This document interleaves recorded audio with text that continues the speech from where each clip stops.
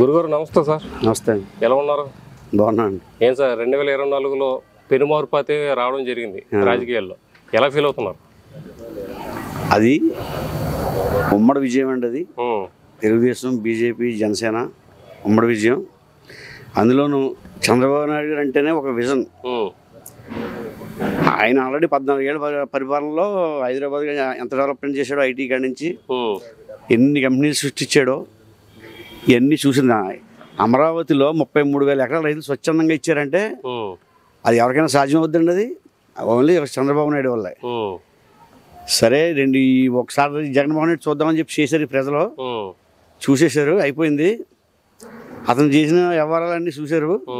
అమరావతిని పడకేసాడు, పోలవరం ఆపేశాడు, మొత్తం వ్యవస్థలన్నీ బొబ్బ పెట్టాడు, ఇసుక ఆపి కార్మికులను ఎంత ఏడిపించాడు, ఇవన్నీ చూశారు. అప్పుడు ప్రజలకి తెలిసి వచ్చి ఇదా పరిస్థితి, విజనున్న నాయకుడిని కోల్పోతే ఇలాంటి దుష్పరిణామాలు జరుగుతాయని చెప్పేసి మళ్ళీ తిరిగి బాబు గారిని తెచ్చుకున్నారు. తెచ్చిన వారం రోజుల నుంచి అప్పుడే ఎలా పరిగెడుతున్నాయి పనులు మీకు తెలిసే ఉంటుంది. అప్పుడు ఇప్పుడు ప్రమాణ స్వీకారం అంతా కూడా 10 రోజులు కూడా అవ్వలేదు. ఈ పాటికే పోలవరం స్టార్ట్ అయిపోతుంది, అక్కడ అమరావతి స్టార్ట్ అయిపోతుంది. ఎవరిలా జరుగుతాయో వీరే చూసే ఉంటారు.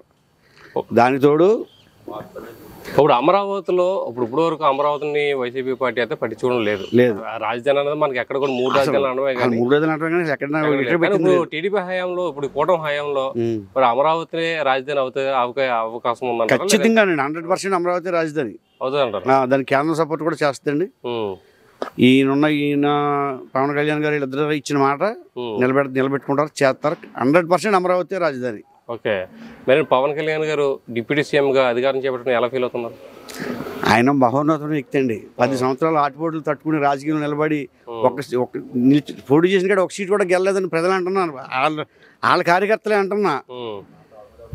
ప్రజలు దాన్ని ఎన్నన్నా సరే పట్టించుకోకుండా నాకు ఏమైనా సరే నేను పోరాడతాను, ఏదైనా సరే మనకు మంచి రోజులు వస్తాయి, పోరాడతానని చెప్పేసి అసలు అటువంటి పోరాటం చేసే వ్యక్తిని ఇప్పుడు రాజకీయాల్లో ఇప్పుడు వరకు నేను చూడలేదండి. అతను సొంత రూపాయలు ఖర్చు పెట్టుకుని డబ్బు అయిపోతే మళ్ళీ సినిమా తీసుకుంటాం 40 కోట్లు 50 కోట్లు మళ్ళీ తెచ్చుకుని మళ్ళీ ఖర్చు పెట్టుకుని ఆ సొంత డబ్బులు రాజకీయం కోసం ఖర్చు పెట్టే వ్యక్తి మొట్టమొదటి వ్యక్తి పవన్ కళ్యాణ్ అండి. అటువంటి వ్యక్తికి ప్రజలు ఎంత గౌరవం ఇచ్చారంటే 100% ఇచ్చారు. ఇప్పుడు ఏంటి కూటమి ఎంతవరకు ముందుకెళ్తుంది అనుకోవచ్చు? ఒక ఛానల్ మీడియాలో అడగడం జరిగింది, వీళ్ళిద్దరు కలిసి ఎంతవరకు జర్నీ చేస్తారండి? ఎంతవరకు కదండి, ఈ జర్నీ కలకాలం నడుతుందండి. ఈ జర్నీ వల్ల ఎలాంటి రిజల్ట్ వచ్చిందో చూశారు. అది కలకాలం నడుతుందండి. అది అవుతుంది అంటారు. ఖచ్చితంగాను. అంటే రాజకీయాల్లో పెరుమార్పులకు రావడం సహజం అధికారం కోసం. దాని విషయంలో పవన్ కళ్యాణ్ గారు ఎంత త్యాగం చేశారో దానికి చంద్రబాబు నాయుడు గారు అంతే గౌరవించారు. ఆయన అంతా విలువ ఇచ్చి ఇద్దరు కలిసిమెలిసి ఎలాగ వెళ్తున్నారో ఫ్యూచర్లో కూడా అలాగే వెళ్తుంది. 2029 కూడా మళ్ళీ కూటమిదే విజయం. Okay sir, thank you sir. నమస్తే సార్. నమస్తే సార్. ఏంటి సార్ ఇప్పుడు 2020 ఏపీలో చూస్తుంటే అలా వైనాట్ 175 అన్నటువంటి వైసీపీ పార్టీకి 11 సీట్లు రావడమే జరిగింది. సో అంటే ప్రజల్లో వ్యతిరేకత వచ్చింది అంటారా, లేదంటే కూటమి వల్ల? కొంత కూటమి ఉంది, కొంత ప్రజల్లో వ్యతిరేకత కూడా ఉంది. ఆ వ్యతిరేకత బాగా కొట్టింది.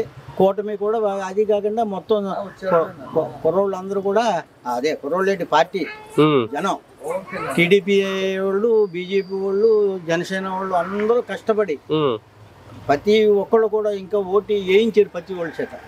అదేంటి ఎక్కువ సేపు మాట్లాడలేదు. పవన్ కళ్యాణ్ గారు ఇది పొత్తు విషయంలో చూసుకుంటే పవన్ కళ్యాణ్ గారు మెయిన్ ఆయన వల్లనే టీడీపీ పార్టీ అధికారంలో రావడం జరిగిందని చెప్పడం జరుగుతుంది. కరెక్టేనండి, వచ్చింది. కానీ ఏంటంటే వాళ్ళు కూడా ఆయన ఇందులో మొత్తం చేశాడు.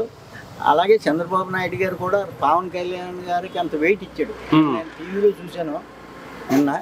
అసలు ఆయన పార్టీ అక్కడ ఆఫీస్కి వస్తుంటే అసలు ఎంత జనం, ఆ జనం ఎలాగా మీరు సీఎం నేను సీఎం అన్న విధంగా అక్కడ కనపడుతుంది. అలాగా వచ్చారు జనం. అదంతా కూడా అది వస్తే కారణం చంద్రబాబు నాయుడు గారు. దానికి కారణం చంద్రబాబు నాయుడు. సరే, 2024 టీడీపీ అధికారం చేపట్టడం జరిగింది కదా, అసలు ఎంత భారీ బడ్జెట్ వస్తుందని మీరు ఊహించారా? అంటే నేను ప్రభుత్వం అయితే 100 వద్ద అనుకున్నాం కానండి, ఎంత ఇదిగా కనీసం మనకి 100 సీట్లు వస్తాయని అనుకున్నాను నా వరకు అయితే. ఓకే, మరి వైసీపీ పార్టీ అంత ఘోరంగా ఓడిపోవడం కారణం ఏమండొచ్చు? అంటే ఇక అరాచక పాలన అండి. అరాచక పాలన గురించి ఇప్పుడు 2019 నుంచి 5 ఏళ్ళు మన స్వతంత్రం ఉన్నట్టు లేదండి. మన భారతదేశం ఇప్పుడు మన ఆంధ్రప్రదేశ్ స్వతంత్రం వచ్చినట్టు ఉంది. ఎందుకంటే అమరావతి ఇవాళ కంచెత్తనం అడివైపోయింది. ఆ ఈదులు ఉంటా వెళ్తుంటే మెయిన్ వీధిలో కూడా తగిలేస్తానండి. నేను 5-6 నెలల క్రితం అమరావతి గుడికెళ్ళి వచ్చాను. అది మన బస్సులో వెళ్తుంటే తగిలేస్తున్నాడు. మన సచివాలయం కాడు కూడా తగిలేస్తున్నాడు. ఈ 2019లో ఆడ ఎక్కిన కాడి నుంచి ఈ నిన్న దిగే వరకు కూడా మనకి స్వతంత్రం లేనట్టు. ఆంధ్ర ఏమి రాజధాని లేదు మనకి. అసలు రాజధాని ఎక్కడో మన ఇండియాలో మ్యాప్ లోనే లేదండి. మరి ఇప్పుడు ఏంటి, మరి టీడీపీ అధికారం వచ్చింది కదా, టీడీపీ కోరుకున్నది రాజధాని విజయవాడ అక్కడ అమరావతిలో రావాలని. సో మరి ఇప్పుడు అమరావతిలో రాజధాని కంప్లీట్ అవ్వే అవకాశాలు ఉన్నాయా? కంపల్సరీ ఉన్నాయండి. ఎందుకంటే 5 ఏళ్ళు దానికి ఒక రూపు తీసుకొచ్చేస్తారు. తీసుకొస్తే గజెట్ లో కూడా పెట్టలేదంటండి అప్పుడు కూడా. ఆ గజెట్ లో పెట్టకపోతాను కూడా ఆ బొత్స సత్యనారాయణ గజెట్ లో పెట్టలేదు. అలాగే ఇలా ముందరేమో అన్నాడండి. అక్కడికే చంద్రబాబు నాయుడు గారు అన్నాడు. ఏమన్నాడంటే ఈ జగన్ గారు వస్తే మీరు పాలిచ్చి గేదెను వదిలేసి దున్నపోతు తెచ్చుకున్నట్టే అమరావతిని మార్చేస్తాడు, మీరు ఆలోచించుకుంటే. అమరావతి ప్రజలు కూడా జగన్కే ఇచ్చారు. మరి అక్కడ కూడా వచ్చేసింది కదండి. మంగళగిరి మీకు అమరావతి ఇవన్నీ తాటికొండ ఇవన్నీ చేసినాయా? చెప్పినా వినలేదు. ఆయన చెప్పాడు జగన్ ఇల్లు కట్టుకుంటున్నాడు, మీకు అలాగే వీళ్ళ మాటలేం కాదు, మేము అమరావతి అక్కడే ఉండేస్తాం అన్నాడు. వచ్చిన తర్వాత శ్మశానం అన్నాడు. మరి ఇలా బిల్డింగ్లు అప్పుడు ఎలా కనపడుతున్నాయండి? టిడ్కో ఇళ్ళు ఇవ్వాలండి. అది చాలా తప్పండి. ప్రభుత్వాలు ఉండొచ్చు పోవచ్చు. ఇప్పుడు కొత్త మీరు కట్టుకోవచ్చు. ఆ టిడ్కో ఇళ్ళు కూడా చాలా ఇబ్బందులు పడుతున్నారు. అది కూడా న్యాయం చేయాలండి చంద్రబాబు నాయుడు గారు. అవుతాయంటారు ఇప్పుడు అవన్నీ అవుతాయంటారా? కొంచెం లేట్ అవుతుందండి. ఆర్థిక పరిస్థితి బాగాలేదు కదా. మరి ఆర్థిక పరిస్థితులు బాగాలేదు కాబట్టి కూటమి కూడా సహకారం ఉంది కదా మనకి. ఉందండి ఉందండి. కూటమి కూడా ఊరికే మోడీ అంత గవర్నమెంట్ ఇవ్వాలి కదా. మరి అనుకున్నంత ఏమి ఇచ్చేయడు కదా. ఈ జిఎస్టీ పెట్టాక ఇన్కమ్ కూడా కేంద్రానికి వెళ్ళిపోతుంది. మనకు వచ్చి ఇన్కమ్ కూడా తగ్గిపోయింది. ఇదేంటి ఇప్పుడు మనకి రిజిస్ట్రేషన్ ఒకటి అండి, బ్రాందీ తగలేసేది. అది కూడా పాట పెట్టి ఈ బ్రాందీలు తగ్గించి అందమైన డబ్బులు ఎంతైనా ఆనందంగా తాగుదామన్న లేడండి. అది మంచి మంది తెచ్చి మళ్ళీ క్వాలిటీ మద్యం ఇస్తారంట కదా. క్వాలిటీ మద్యం కూడా షాపులు కూడా అది రద్దు చేసేయాలండి. అది రద్దు చేసేసి మామూలుగా పాత పద్ధతిగా షాపులు ఇవ్వాలి. Okay sir, thank you.